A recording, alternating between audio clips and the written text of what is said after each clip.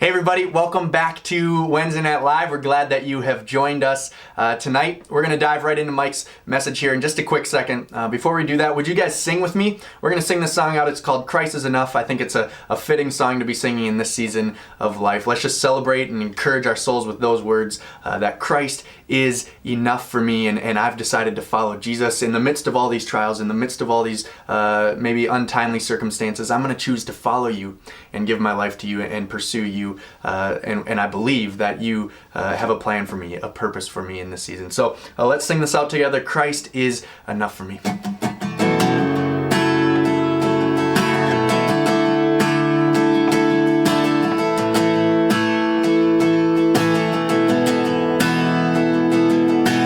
Christ is my reward and all of my devotion. There's nothing in this world that could ever satisfy. Through every trial, my soul will sing, no turning back. I've been set free. Oh, Christ is enough for me. Christ is enough for me, and everything I need is in you. Everything I need, Christ my all in all, the joy of my salvation. And this hope will never fail, and heaven is our home. Through every storm, my soul will sing, Jesus is here. To God be the glory. Christ is enough for me. Christ is enough for me, and everything I need is in you. Oh, everything I need.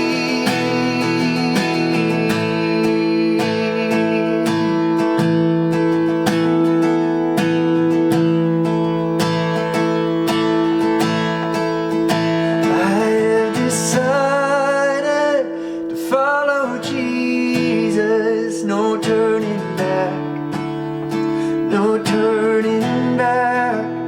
I have decided to follow Jesus, no turning back, no turning back.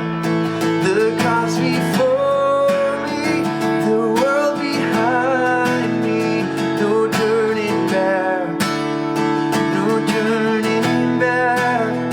The cross before me, the world behind me, no turning back, no turning back. Oh, Christ is enough for me. Christ is enough for me. Everything I need is in you. Oh, everything I need. Oh, Christ is enough for me. Christ is enough for me. Yeah.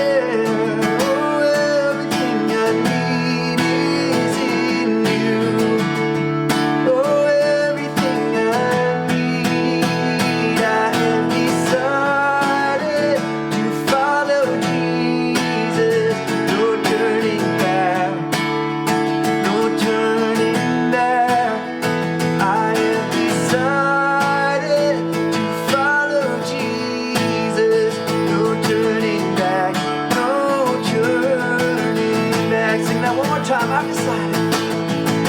on, with everything you got. I have decided to follow Jesus. No turning back. No turning back. I have decided to follow Jesus. No turning back. No turning back.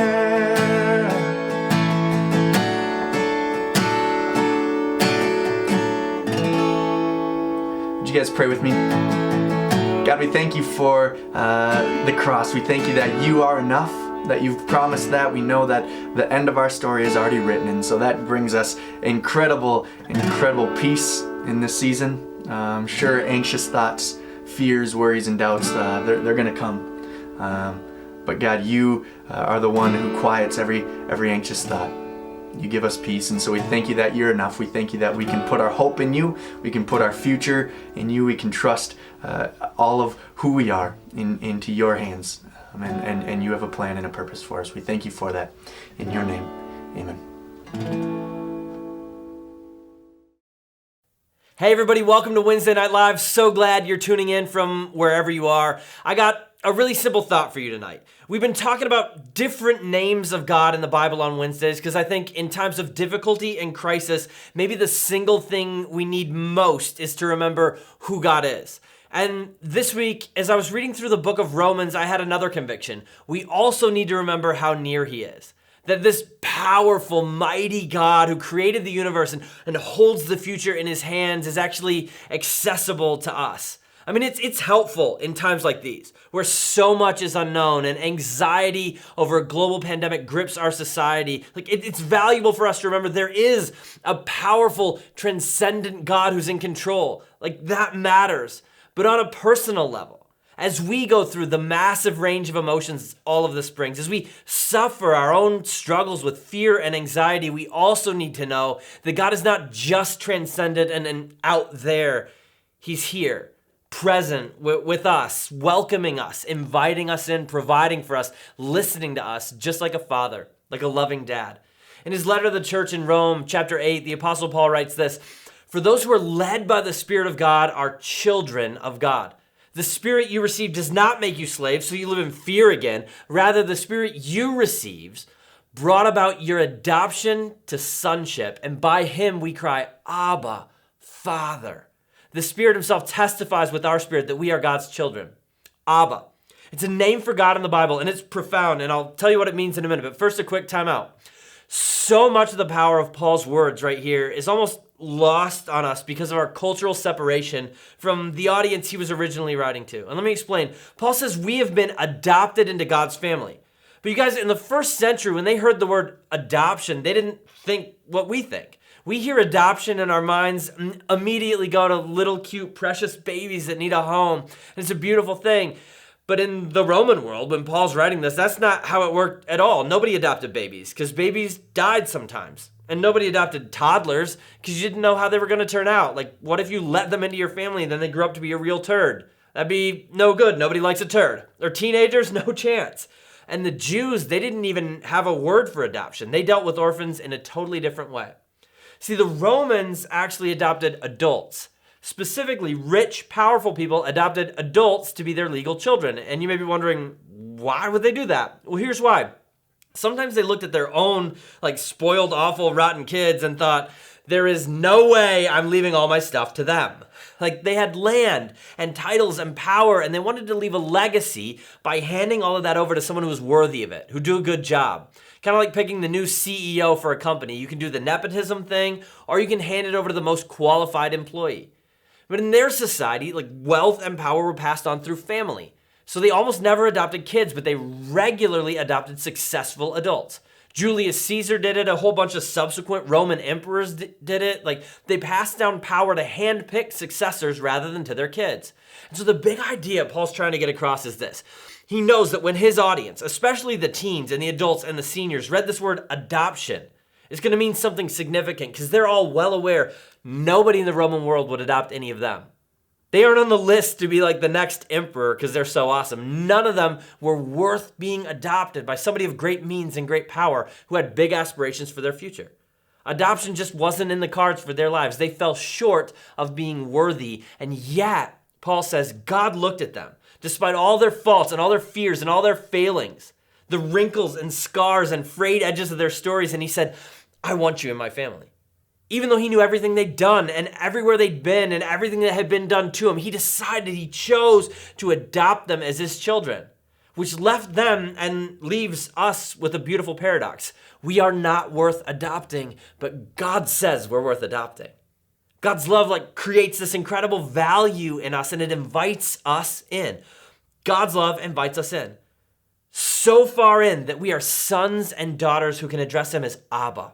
And this is huge, okay? It's unbelievable. We're part of God's family, not by bloodline. God doesn't have blood. But Paul says, here's how. Here's what happened. The Spirit of God has inhabited your heart, and you are relationally connected to God because his Spirit has invited you in. So now, and this part would have been nearly impossible for the Romans to wrap their minds around. And it's still crazy for us today. Now we're so connected to God that we can call him Abba, Father. And the word Abba is an Aramaic word that means daddy. It's an intimate, relational term for your dad. But when they were writing the New Testament in Greek, they came to this word and they're like, we don't even have a Greek word for that. And so they just left the Aramaic word in there as is. They're like Abba. And then they kind of added the word father, the Greek word for father, after to explain what Abba meant. So Abba is this term that means dad. It's actually the term Jesus used when he was praying. Like when he was in the Garden of Gethsemane before he got arrested and killed, as he was praying, please, if there's another way, he was using this term. He's saying, Daddy, please don't let this happen. Please let this cup pass. Daddy, I don't want to be cut off from you if there's another way. And that may be weird for some of you to hear, and I guarantee you for his disciples, to hear Jesus using that term for God, it would have been shocking. Because God's holy and God's mighty. But 20 years after this happened, Paul's saying, that is exactly how God invites you and me and all of us to address him. With every need and every concern we have, no matter what's going on in our lives or in our world, we have intimate relational access to a dad who cares. The Bible says he's our Abba. So we can approach freely and without fear, knowing that God is a powerful king. But he's a powerful king who loves us intimately as his sons and his daughters. Well, hey, thanks again for tuning in tonight. Just a quick reminder, we'll be right back here Sunday at 10 a.m. And we'd love for you to invite your friends and family to be a part of what's going on online here at Revision Church. It's such an easy invite. You can go to any of our posts on Facebook and just share them with your friends, with your family. You can go to our YouTube, just share the link in an email. You can just tell people about it. Really online, what an easy way to invite people to be a part of knowing Jesus and learning more about him and following him. And so we'd love to have you guys do that. Share, and we'll see you guys right back here on Sunday morning at 10.